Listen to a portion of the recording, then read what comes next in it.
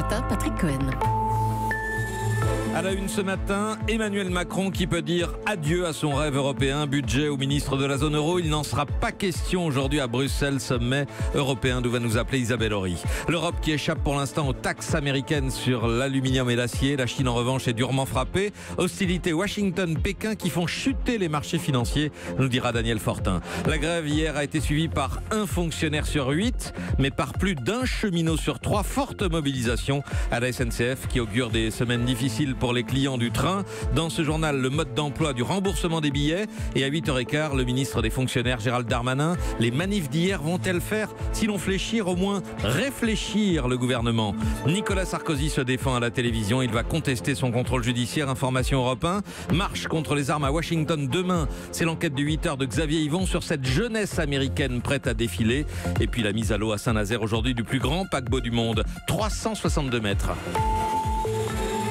Pas de grand soir ni de petit matin pour la zone euro dont les 19 dirigeants se retrouvent ce matin à Bruxelles. Réunion voulue par Emmanuel Macron pour faire avancer ses idées de réforme, mais dont il ne devrait quasiment rien sortir, Isabelle Horry. Cette réunion se devait être l'occasion de présenter un plan franco-allemand. Mais ce matin, sur la table, il n'y aura rien. Alors l'Élysée explique que le travail n'a commencé que la semaine dernière à cause des longues discussions de coalition à Berlin. Peut-être, mais chez nos voisins, ça cale aussi sur le fond. Un ministre de la zone euro, on n'en parle même plus. Un budget spécifique, petit alors, répond Berlin, qui veut en plus qu'il y ait des conditions, par exemple plus de réformes pour obtenir des fonds, là où Paris envisage plutôt de l'argent disponible en cas de crise. Et on ne parle pas des sujets plus techniques comme l'union bancaire, où c'est aussi le grand écart. Et pourtant, l'Allemagne, ce n'est même pas le pire. 8 pays du nord de l'Europe ont carrément écrit une lettre pour dire non au projet français. Respectons d'abord les règles de rigueur budgétaire, c'est leur message. Bref, c'est compliqué pour Emmanuel Macron. Perfidement, un diplomate européen glisse que ça aurait peut-être été bien de consulter ses partenaires avant de se lancer dans un grand discours sur l'Europe à la Sorbonne. Bruxelles, Isabelle Horry, Europe 1. Emmanuel Macron, dont la popularité tombe au plus bas depuis son entrée en fonction, d'après un sondage BVA ce matin, 57% de Français mécontents, soit 12 points de plus depuis décembre. Hier, on a compté environ 300 000 personnes dans les rues, un peu moins de 50 000 à Paris, selon un comptage indépendant, pour défendre le service public, le statut des fonctionnaires et celui des cheminots. 13% de grévistes dans la fonction publique d'État, un peu moins que lors de la journée d'octobre dernier. 14% chez les enseignants, près de 11% dans les hôpitaux. On est dans la moyenne des dernières mobilisations. En revanche, à la SNCF, ça a été massif. Plus de 35% de grévistes d'après la direction. Autant dire que le mouvement perlé qui va démarrer après le week-end de Pâques à raison de 2 jours tous les 5 jours s'annonce très suivi. Si vous avez prévu de prendre le train, c'est le moment d'anticiper. Remboursement, mode d'emploi, Aurélien Fleureau. Si vous avez un billet avec une place réservée pour un train qui finalement ne circule pas, vous pouvez soit être intégralement remboursé, soit reporter votre voyage sans frais, même s'il s'agit d'un billet Prums, loisir, non échangeable ni remboursable. La SNCF l'assure, il n'y aura pas de surcoût, pas de billets plus chers les jours de grève.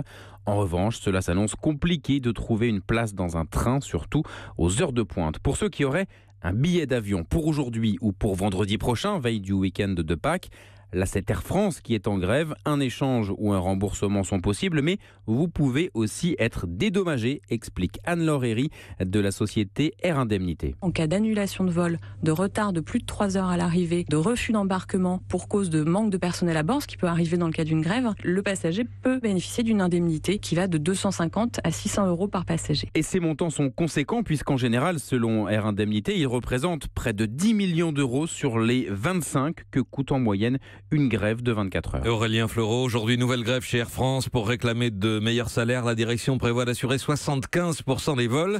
Le gouvernement face au réveil de la rue. Le ministre des Comptes publics Gérald Darmanin avec nous en direct dans 10 minutes. Europe 1, il est 8h04. Je n'ai jamais trahi les Français. Nicolas Sarkozy se défend d'avoir été corrompu par l'argent de Kadhafi.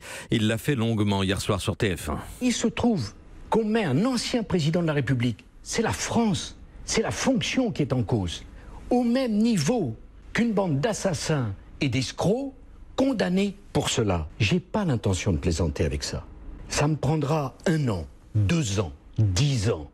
Mais je pourfendrai cette bande. Je ferai triompher mon honneur. Nicolas Sarkozy qui attaque ses accusateurs, Mediapart et ce qu'il appelle la bande de Kadhafi, mais qui cette fois ménage ses juges. Pas un mot de trop contre ceux qui ont choisi de le mettre en examen. Et pourtant en coulisses, Salomé Legrand, vous nous le révélez ce matin pour Europe 1, l'ancien président va faire appel de son contrôle judiciaire. Il en fait une question de principe. D'après nos informations, scandalisé qu'on lui impose un contrôle judiciaire quel qu'il soit, Nicolas Sarkozy entend le contester. Il a 10 jours pour le faire. Les dispositions de ce contrôle qui visent à éviter toute interférence dans l'enquête sont des plus classiques. L'ancien président mis en examen n'a pas le droit d'entrer en contact avec les principaux acteurs du dossier, y compris ses lieutenants Claude Guéant ou Brice Hortefeux, qu'il a pourtant pu fréquenter jusqu'au week-end dernier. Quand vous pensez que l'instruction a commencé il y a 5 ans, si j'avais eu à me mettre d'accord sur quoi que ce soit avec M. Hortefeux ou M. Guéant, j'avais 5 ans pour le faire. Qu'est-ce qui justifie aujourd'hui qu'on me dise « vous n'avez plus le droit d'avoir de contact avec Brice Hortefeux, qui est mon ami depuis 40 ans ». Pas le droit non plus de contacter les autres intermédiaires, à commencer par le témoin clé, l'homme d'affaires Ziad Takedine, ou encore Alexandre Djouri, soupçonné d'être l'architecte des montages financiers. Enfin, si Nicolas Sarkozy peut quitter la France, il ne peut se rendre dans 4 pays, la Tunisie, l'Afrique du Sud, l'Égypte et bien sûr la Libye. C'était Salomé Legrand. Dans un instant, la suite, la marche contre les armes, la révolte d'une partie de la jeunesse américaine en quête de Xavier Yvon, la bataille commerciale déclenchée entre la Chine et les États-Unis, puis la mise à l'eau du plus grand paquebot du monde à Saint-Nazaire. Europe 1. À 8h07, la suite du journal de Patrick Cohen. Un répit dans la bataille commerciale entre l'Europe et les États-Unis. Les taxes américaines sur l'acier et l'aluminium sont suspendues, Daniel Fortin. Oui, Donald Trump l'a annoncé hier. Il donne jusqu'au 1er mai aux Européens pour engager des négociations commerciales avec les États-Unis. Son but, c'est d'obtenir un abaissement des barrières douanières sur un certain nombre de produits américains importés. Passé ce délai, eh bien, il pourrait mettre à exécution sa menace de surtaxer de 25% l'acier européen et de 10% l'aluminium. Les dirigeants de l'Europe qui sont réunis aujourd'hui à Bruxelles ont accueilli cette nuit avec prudence cette offre. Ils doivent donner un début de réponse aujourd'hui. En revanche, ça se gâte entre Washington et Pékin. Écoutez l'ambassadeur chinois aux États-Unis. Nous ne voulons pas d'une guerre commerciale avec les États-Unis. Nous n'en avons pas peur. Si quelqu'un essaye de nous imposer une guerre commerciale, nous répondrons. S'ils veulent jouer les durs, on jouera les durs aussi et on verra qui tient le plus longtemps. Voilà, œil pour œil, dent pour dent, l'ambassadeur chinois à Washington après l'annonce par Donald Trump d'une hausse des droits de douane sur l'équivalent de 50 milliards de dollars de produits chinois. Daniel Fortin, ça fait chuter les bourses mondiales. Oui, l'inquiétude est forte car cette fois, on entre dans une toute autre dimension. Ce sont les 2 principales puissances économiques du monde qui s'affrontent. Pendant sa campagne électorale, Donald Trump avait accusé la Chine d'appauvrir les classes moyennes et ouvrières américaines avec des pratiques commerciales déloyales. Cette fois, il frappe. Il faut dire que les chiffres ne lui donnent pas tort puisque l'an dernier, le déficit commercial américain vis-à-vis de la Chine s'est creusé de 12% pour atteindre plus de 500 milliards de dollars. L'Amérique vend 4 fois moins de produits qu'elle en achète à la Chine et c'est ce que Trump ne peut plus supporter. Daniel Fortin, merci. Des chiffres encore avec des nouvelles du Venezuela. C'est le président Maduro qui ôte 3-0 Bolivar. Le billet de 100 000 bolivars va devenir un billet de 100. Il permet simplement d'acheter un café dans la rue puisque l'inflation atteint là-bas 13 000% au Venezuela. Et encore une chute chez Donald Trump qui vire son conseiller à la sécurité nationale, le général McMaster. Il est remplacé par un faucon, John Bolton, ex-ambassadeur de George Bush à l'ONU. Mais l'événement qui se prépare aux États-Unis va peut-être marquer l'histoire. Une grande marche demain à Washington contre les armes à feu. La jeunesse américaine est-elle en train de faire bouger les lignes? C'est l'enquête de 8h. Bonjour Xavier Yvon. Bonjour Patrick. Correspondant d'Europe 1 aux États-Unis. On attend 1,5 million de personnes demain dans la capitale fédérale. Les lycéens de Parkland font même la une du prestigieux Time Magazine. Comment en sont-ils arrivés là? Bien, c'est parti tout simplement d'une réaction spontanée le soir même de la tuerie. Devant l'école, il y a les lumières de la police et des caméras de toutes les télés. Un élève vient dire qu'il y en a assez des armes. Et puis une autre, ils sont 4, 5 et enfin une vingtaine à se retrouver un soir dans une chambre pour lancer leur mouvement. Never again, plus jamais. Ils se répartissent les rôles. Léonore Munoz, par exemple, se charge des contacts avec les autres lycées de Floride. Et pour diffuser leur message, ils utilisent l'arme de leur génération, les réseaux sociaux sur Internet. Ça a commencé en disant « Hey, viens à la veillée demain !» Et il y a un rassemblement ici et là. Mettons le mot-clé plus jamais en tête des tendances sur Internet. On poste tous ensemble à 15h précises. Nous savons nous servir des réseaux sociaux. Nous sommes des ados, c'est notre truc. On n'est pas des flemmards antisociaux sur nos téléphones. En fait, on est justement plus sociaux parce que nous échangeons avec les gens dans tout le pays. Et ça marche, les élèves de Parkland sont invités partout. George Clooney leur donne $1,5 million pour organiser leur marche. Leur tête d'affiche, Emma Gonzalez, avait scotché le monde entier avec son puissant discours anti-armes quelques jours après le drame.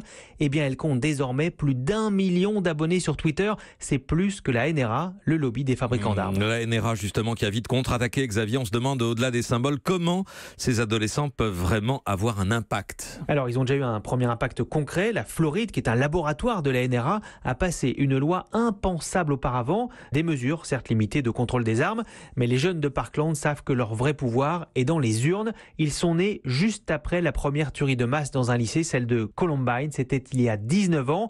Et comme Trevor, ils arrivent donc tout juste en âge de voter. Nous sommes la génération qui a grandi avec des exercices de confinement, des simulations de fusillade à l'école. Nous avons appris à nous cacher dans les recoins de nos classes depuis la maternelle. C'est normal pour nous. Et maintenant que notre génération peut voter, que va-t-il se passer aux élections pour le Congrès cette année? Qui sera notre prochain président? Quelles seront nos politiques quand nous serons au pouvoir? Les leaders du mouvement donnent déjà des consignes de vote et surtout, ils appellent tous les nouveaux majeurs à s'inscrire sur les listes électorales pour que cette génération Columbine devienne la génération Parkland, celle qui aura enfin réussi à faire bouger l'Amérique des armes. Enquête du 8h signé Xavier Yvon, Génération Parkland, dossier passionnant que vous retrouverez ce soir dans les carnets du monde de Sophie Larmoyer de 19 à 20h. On va vous faire enfin visiter le Symphony of the Seas. Le chantier naval STX de Saint-Nazaire livre aujourd'hui le plus grand paquebot du monde à une compagnie américaine. Ouvriers fiers et spectateurs impressionnés. Reportage François Coulon. Il y a 3 ans, l'appelait le B-34, Gilles Charpentier Métal a façonné les premières tôles du Symphony. Aujourd'hui, il est bluffé. C'est une belle bête, quoi, comme on dit. C'est magnifique. C'est un bel ouvrage, quoi. C'est comme une fierté. Pour l'instant, on est les meilleurs. Ça va faire un vide, hein. On va dire, il y a quelqu'un qui nous l'a volé, quoi. Ce qui est intéressant, c'est qu'il y en a un autre qui va le remplacer, quoi, parce qu'il va prendre sa place. La silhouette du plus grand paquebot du monde draine des centaines de fans comme Luc et Bernard. C'est phénoménal. Quand on voit que c'était simplement que de la tôle auparavant, et puis quand on voit ce que ça devient, c'est émouvant de voir des choses comme ça. Et je crois qu'on peut être fier de la région. Très, très impressionnant. Oh là là, ah ben, dedans. Il y a du travail, hein. 60 000 tonnes d'acier, comment que ça fait pour flotter, ça? C'est vraiment beau. Vraiment, vraiment beau, hein. C'est du chef-d'œuvre. Impressionnant. Eliane et Régis ont eu le bonheur de visiter la splendeur des mers. Les ascenseurs sont très beaux, puis la décoration à l'intérieur, c'est beau, c'est d'une beauté, c'est un peu Disney. Hein. C'est le tape à l'œil à l'américaine, quoi. Ouais. Le Symphony embarquera 6300 passagers et 2200 membres d'équipage. Il pèse l'équivalent de 22 tours Eiffel, facture 1 milliard d'euros. Saint-Nazaire, François Coulon, Europe 1. Europe